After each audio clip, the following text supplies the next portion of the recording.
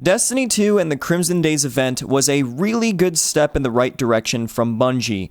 Destiny 2 has had a lot of backlash about their other event that was most recent, which was the Dawning event, where it felt like it was completely in favor of Bungie rather than the community. And with the Crimson event, it's completely opposite. It is mainly favoring the community. Now, I want to talk about my thoughts of the Crimson Days event as a whole, talk about what they could have done better, and what I hope that they do in the future for other events.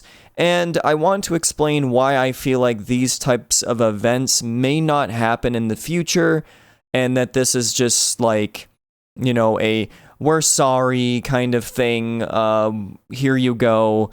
In the future, though, we might go back to something else where it's not like this 100%, which I hope that that's not the case, but I'll explain why I feel like they might not go with this kind of event in the future, but let's hope not.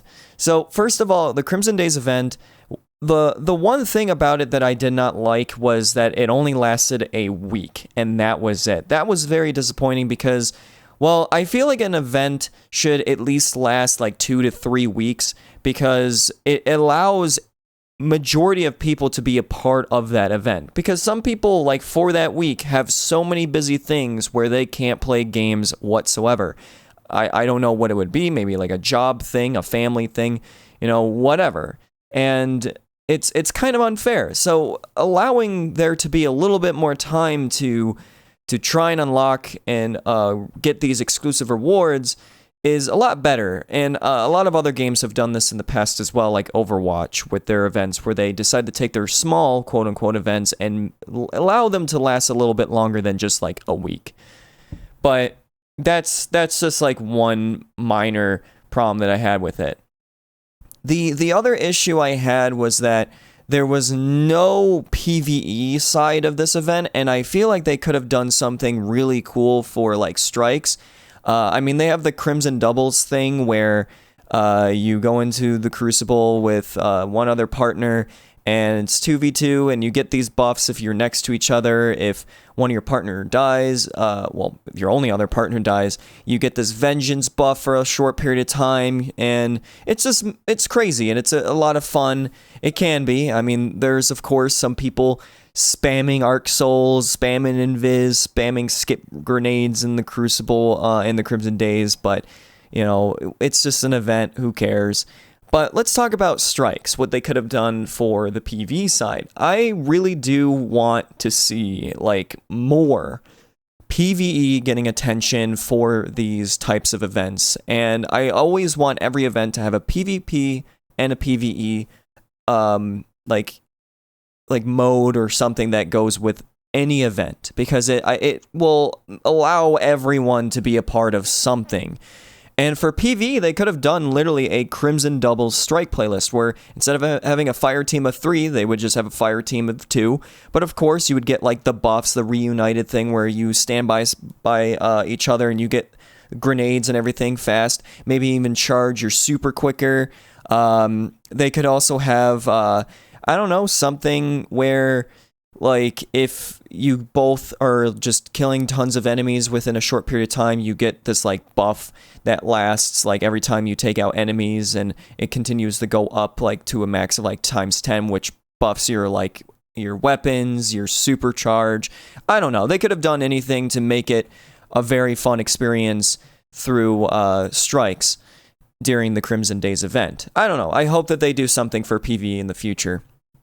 But overall, let's talk about the good things. So, first thing, most rewards were earned from actually playing the game, as in, with actual, end game reward that was guaranteed. I don't mean, everything can be earned through gameplay, because there is no Eververse. You can't buy these with money. You can buy them with Bright Dust, but not with money, which was awesome, but...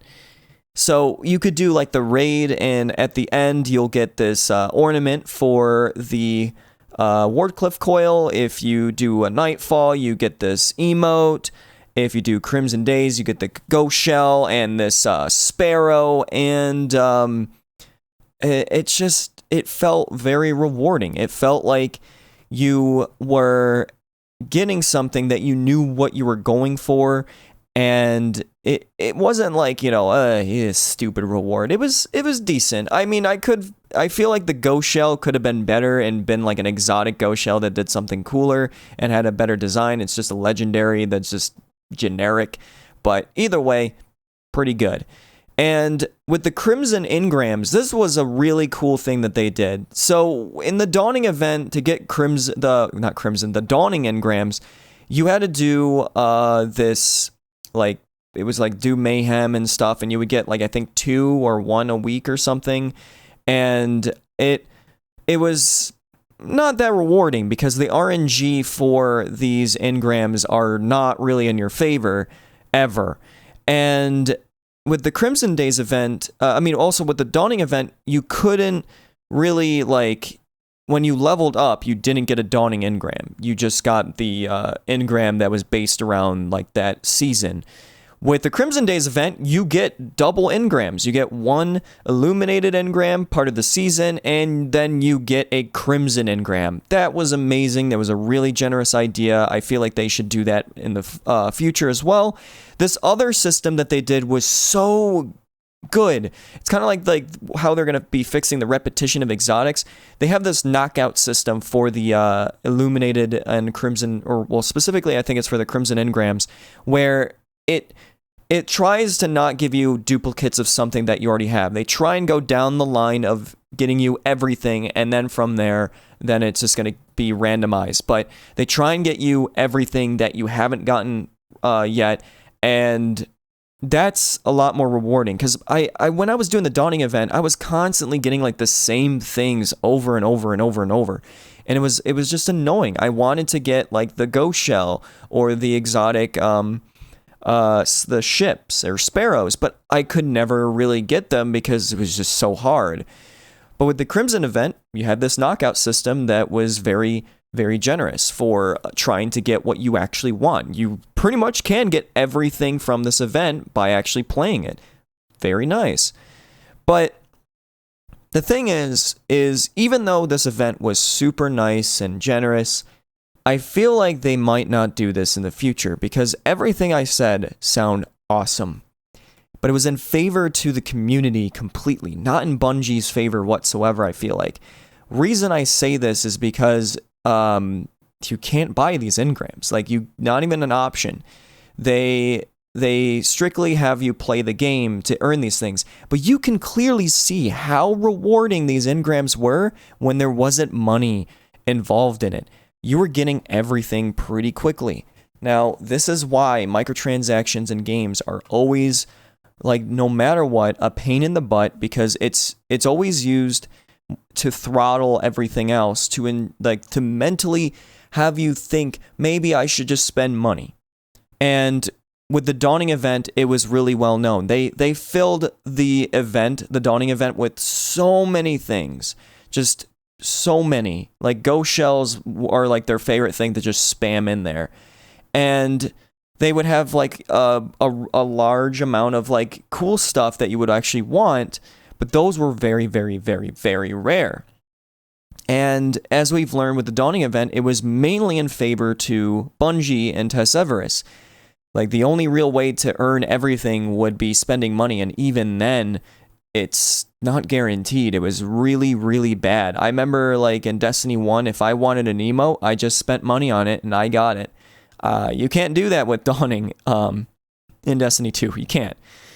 But the Crimson Days event was just very generous, and the reason behind why they wouldn't do this for the future is because they won't earn money from these events. But this is where I say this. Bungie, you're making enough money. You are seriously making enough where you can do these kind of generous events more and more. And I really want to emphasize that I want Destiny 2 to get to a point where there's always something every single week. There's never like a point where there's nothing going on.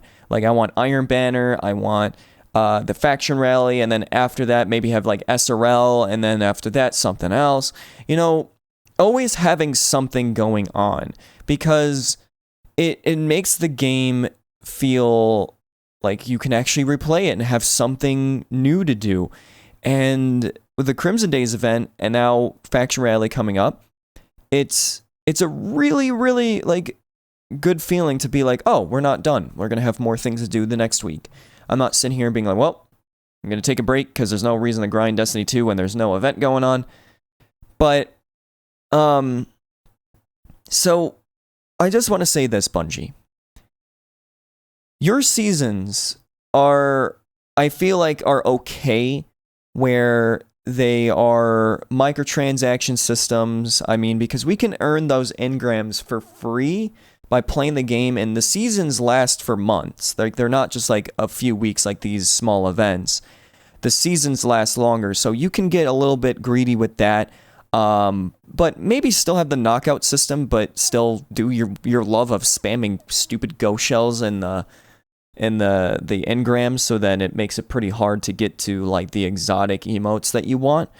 But I would say still allow it to be somewhat generous for someone who actually is a hardcore player of Destiny and plays a lot. And if people want to spend money, allow them to have that option. But as I said, like, this is me saying, like, yeah, the Eververse seasons are fine, but they're only really going to be fine is when they actually add, like, all these go shells and exotic stuff and whatever to earn outside of the game. And so far, they've only added one exotic go shell to the raid. Whoop-de-fucking-do. They need to actually add more and more things that are cosmetic to earn inside of the raid, trials, patrol areas, and so on. I even said that if they made cool designs for like go shells and ships and sparrows, like from legendary to exotic for every single activity, that would make the game have more replayability. And people love to hunt for like these collectibles. They always like to like get everything, and you can make them very, very rare. You don't need to make them common because they're always going to be around, but you still need to have that. That's the only way I'll be okay with the whole Tess Everest. Every season you're going to have these things and you can buy the engrams if you want or whatever. But again, this was a really good example of generosity and how an event should be like in the future. And this is why we now know that just because it's cosmetic only or whatever, microtransactions can ruin the fun of any sort of event or whatever for the game, because it is known to throttle, like the companies are known to throttle like XP or throttle like how you earn things to ensure that they're still having you maybe think about spending money to earn it that way with money rather than playing the game. Crimson Days, because there was no money involved, it was easy as hell to get all the stuff. I mean, I only played Crimson Days for like 5 hours, and I basically have everything. The only thing I'm missing is that exotic emote, and I'm looking forward to grinding just a little bit more to actually get that. But it's a great event, and I really do hope that they do this more often. But again, more PvE, like not just PvP. Come on, do both. Always think about both, not just one or the other. Come on. You know, just think about it. I'm going to end that video there though, but before actually this video ends, I do want to ask you if you agree, disagree with what I'm saying. Do you like the Crimson Days event? Do you feel like it was a very generous event? Do you feel like it was great, bad, whatever? I want to know your thoughts. But with that, thank you so much for listening. Chibi out.